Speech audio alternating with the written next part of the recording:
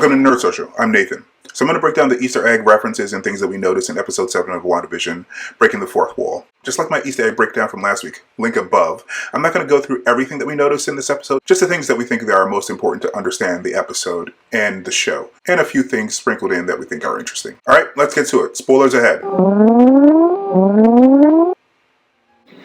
Alright, we're going to kick things off with TV references, tropes, and technical details, starting with a new opening credit sequence. This time, the show is paying homage to a few shows from the mid-2010s. First, we have a homage to Happy Endings.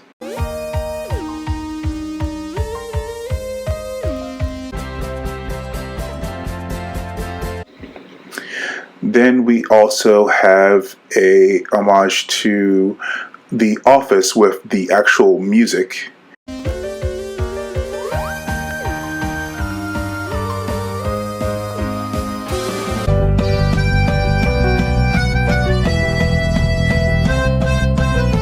And finally, at the end of this title sequence, we have an homage to the show Modern Family.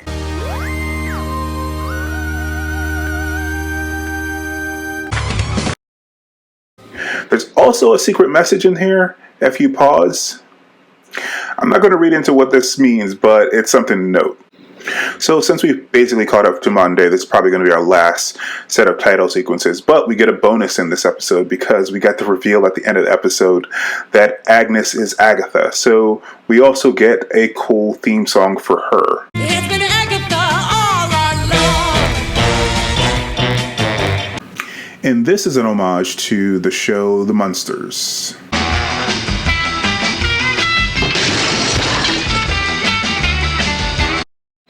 Oh, the other cool thing to note about this song is that the female voice singing is the multi-talented Catherine Hahn, who plays Agnes/Agatha.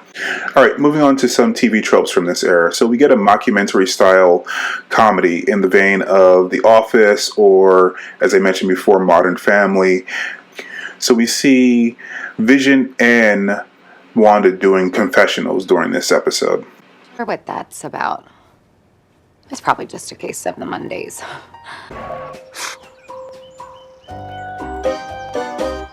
I'm not amused. We also see Vision doing reactions to the camera similar to what you would have seen in The Office. Basically breaking the fourth wall, just like this episode is titled. Another thing that's typical of single camera shows of this era, because there isn't a TV audience, there are whimsical music cues to cue in the audience that something funny is happening. I'm not amused. Expanding the borders of the false world we created.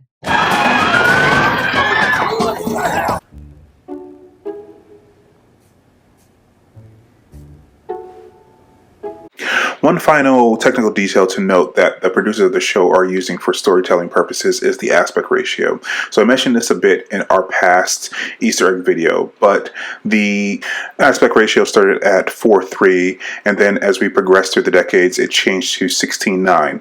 But outside of the hex, it's at the filmic 1.85 to 1, which is what the aspect ratio is for most MCU movies. The interesting thing to note here is that at the end of the episode, as Wanda descends into Agnes's basement, the aspect ratio changes to the 1.85 to 1, giving an indication that Agnes's basement is more real than the fantasy that Wanda has been creating.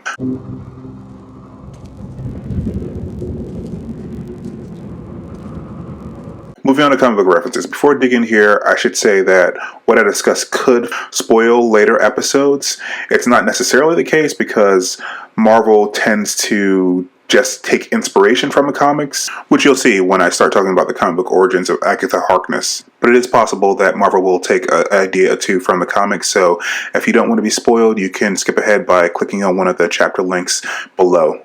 Alright, starting off with something that's pretty benign and also something that has showed up in previous episodes. The colors that Billy is wearing is very similar to his comic book hero costume for Wiccan, and the colors that Tommy is wearing is very similar to the colors that he wears as his comic book persona Speed. Also, at a certain point in this episode, Wanda is wearing her trademark red, which she wears in several episodes in this series. Finally, Monica finds herself in white and black, which are the colors of her superhero suit in the Marvel Comics as well. Speaking of Monica, as we mentioned in previous videos, she is a superhero in the Marvel Comics.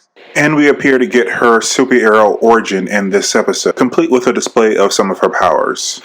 In the Marvel Comics right now, she is known as Spectrum, but she's gone by many names, including Photon, which was her mother's fighter pilot call sign within the MCU, Pulsar, the Lady of Light, Captain Marvel, and also the Sun Goddess. Monica has so many powers within the comics, and she is actually one of the most powerful characters in all of Marvel Comics, but all of her powers basically stem from her main power, which is to transform into any type of energy on the electromagnetic spectrum. From this core power, she can alter her appearance, she can fly, she has superhuman speed, she can be intangible, she can be invisible, she has energy duplication, energy absorption, and energy blast. Given Monica's energy powers, I believe the producers of the show were trying to show that she could see all of the electromagnetic spectrum when she passed through the barrier of the Hex for the third time.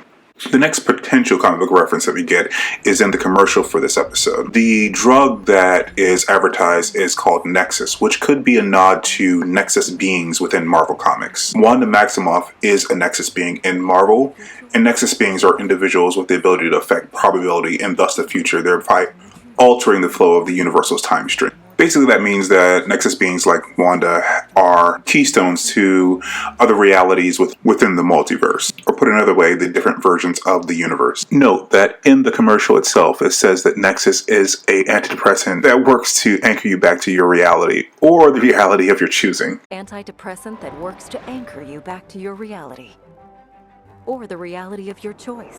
In this episode, we get the reveal that Agnes is Agatha Harkness. The name's Agatha Harkness. Lovely to finally meet you, dear.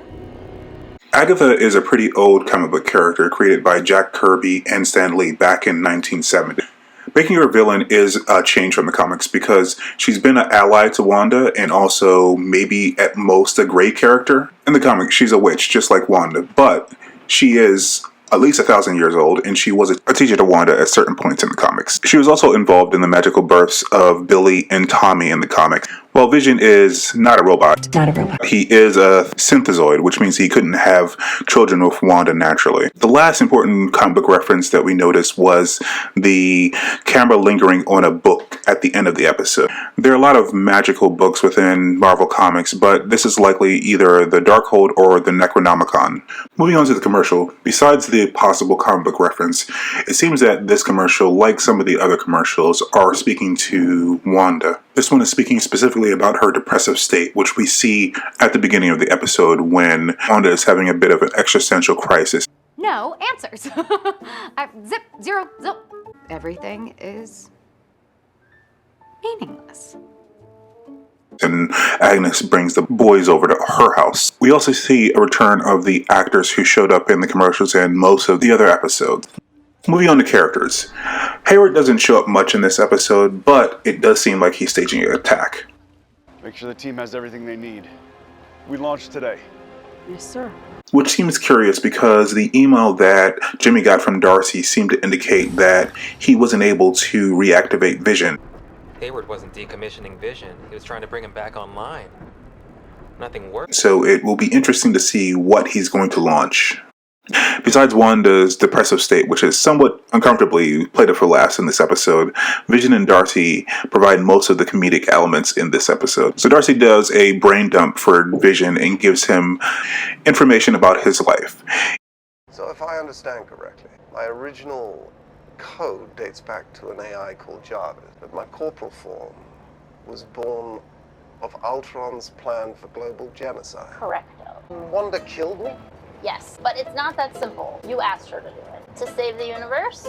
Did it work? It did. Until the bad guy rewound time and killed you himself. In her description, she provides information that showed up in the movies Avengers Age of Ultron. You want me to help you put Jarvis into this thing. in Avengers Infinity War.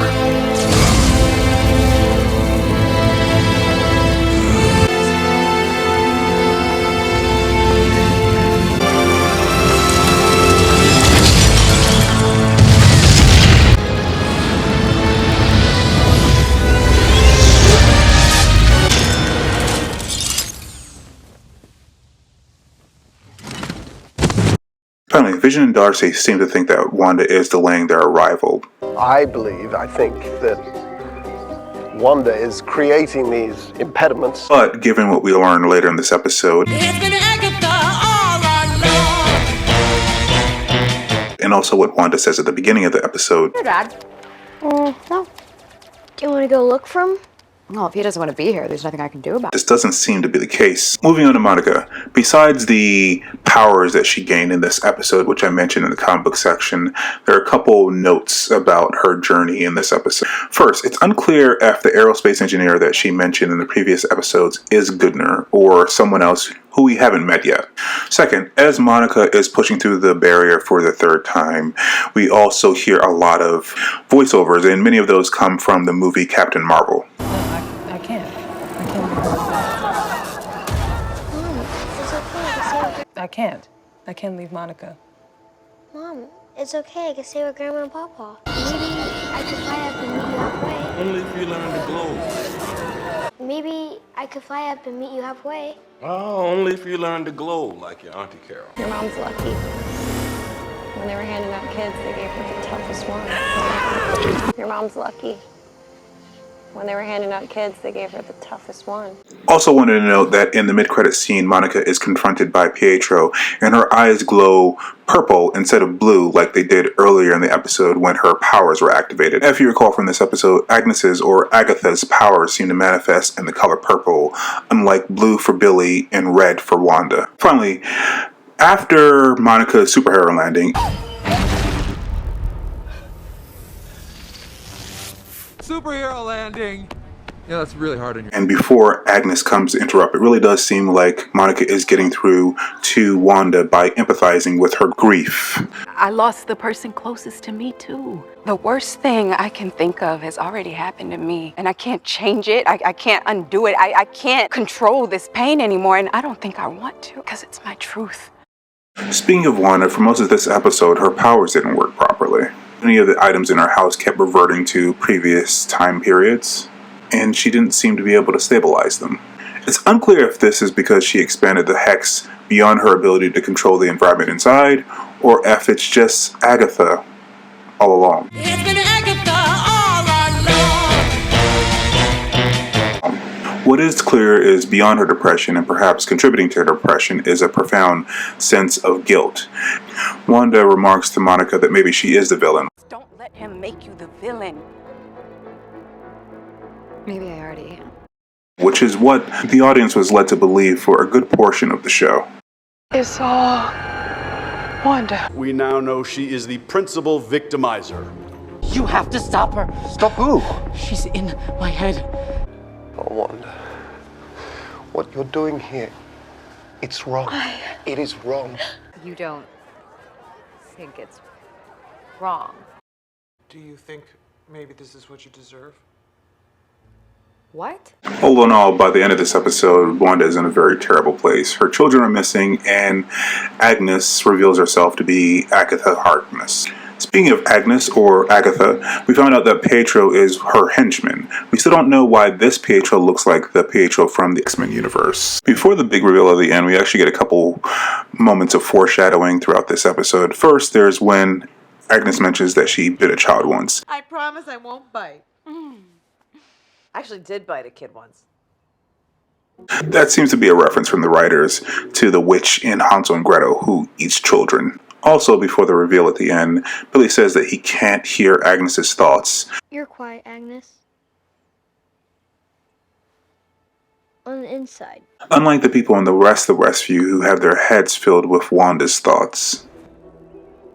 The only lies I've told are the ones you put in my mouth. Careful. Well, that's all we saw. Did we miss anything interesting or important? Comment down below and like and subscribe for more news, reviews, and social justice social commentary about movies, television, and nerd culture. Bye!